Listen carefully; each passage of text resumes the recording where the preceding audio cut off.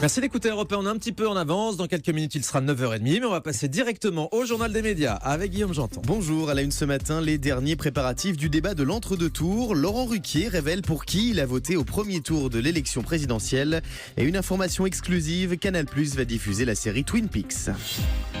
On commence donc avec les derniers préparatifs du débat de l'entre-deux tours ce soir sur TF1, sur France 2 et sur toutes les chaînes d'infos. À quelques heures du face-à-face très attendu entre Emmanuel Macron et Marine Le Pen, les équipes de TF1 et France 2 s'activent en coulisses et procèdent au tout dernier réglage avant le direct. L'émission se déroulera au studio 107 de la Plaine Saint-Denis dans un grand décor jaune représentant l'Elysée. Côté réalisation, une question importante se pose toujours ce matin, celle des plans de coupe. Des images d'écoute d'un candidat pendant que son adversaire a la parole. Alors que Marine Le Pen et Emmanuel Macron n'y sont pas vraiment favorable pour le moment, le réalisateur Tristan Carnet milite pour l'autorisation de ces fameux plans d'écoute. On l'écoute au micro d'Europe 1. On essaye de montrer aux téléspectateurs ce qu'ils voudraient voir s'il était en plateau. D'où l'importance des plans de coupe qui vont donner un peu le rythme à ce qui va se passer demain soir. Ils racontent quelque chose de l'ordre de l'acquiescement ou d'une moue dubitative. C'est ça que je pense que les téléspectateurs veulent voir. Voilà, Tristan Carnet, le réalisateur du débat au micro européen de Justin Moreau. Et on reparlera évidemment de ce débat. On posera la question à Christophe Jacubizine sur ces fameux plans de coupe. Christophe Jacubizine, le chef du service politique de TF1, qui sera avec nous dans quelques minutes.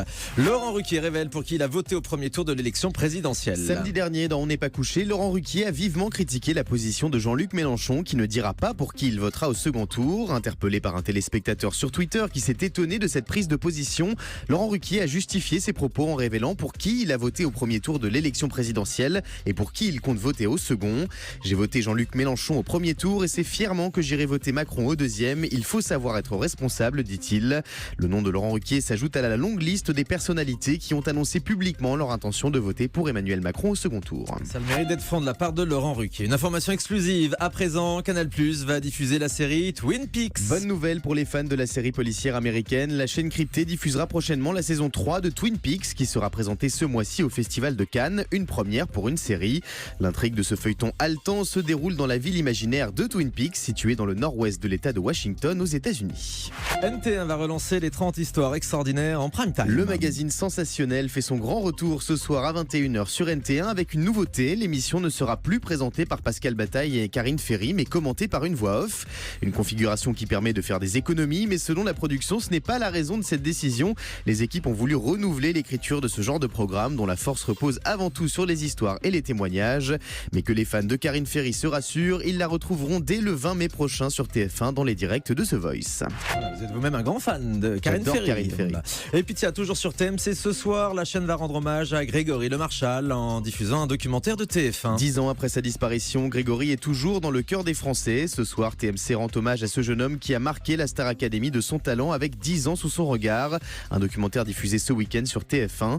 Les caméras de la Une ont notamment suivi les parents de Grégory dans leur combat quotidien contre la mucoviscidose. Le père de Grégory, Pierre Le Marchal, nous en dit plus sur ce film. On l'écoute au micro d'Europe 1.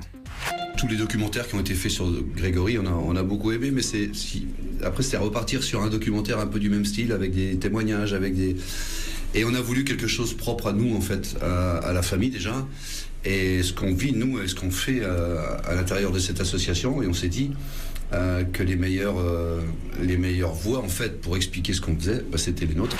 Écris l'histoire, tout ce que tu voudras entre mes lignes. Ton territoire étendu si loin sur le mien. Écris l'histoire. Voilà, j'ai toujours des frissons en entendant la voix de Grégory Le Marchal. On le retrouvera ce soir donc sur TMC dans ce documentaire. Bertrand Chameroy ironise sur ses mauvaises audiences. 90 000 téléspectateurs, c'est le tout petit score enregistré par OFNI, le talk show hebdomadaire de Bertrand Chameroy dimanche dernier en prime time. C'est le pire score de la chaîne sur cette case en 2017.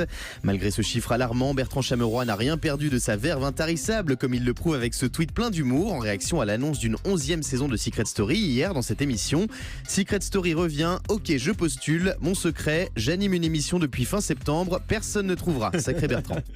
Voilà, au moins, effectivement, il perd pas son humour et son second degré. Jean-Paul Olivier rejoint la chaîne L'Équipe. Le célèbre journaliste sportif, commentateur historique du Tour de France sur France 2, s'apprête à faire son grand retour sur le petit écran, comme le révèle le Parisien ce matin.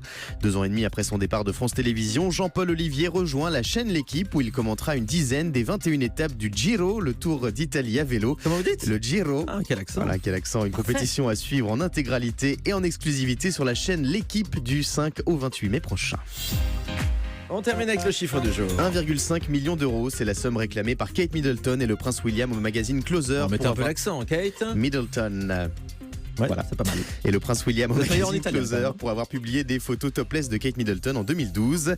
Une somme très élevée qui s'explique notamment par le fait que le couple princier a été choqué par ces faits particulièrement douloureux qui rappellent au prince William le harcèlement à l'origine du décès de sa mère Diana à Paris en 1997 après une course-poursuite avec des paparazzis. Ouais, je me souviens, ces photos avaient fait grand bruit à l'époque, les photos topless de Kate Middleton dans Closer. Merci beaucoup, Guillaume Janton.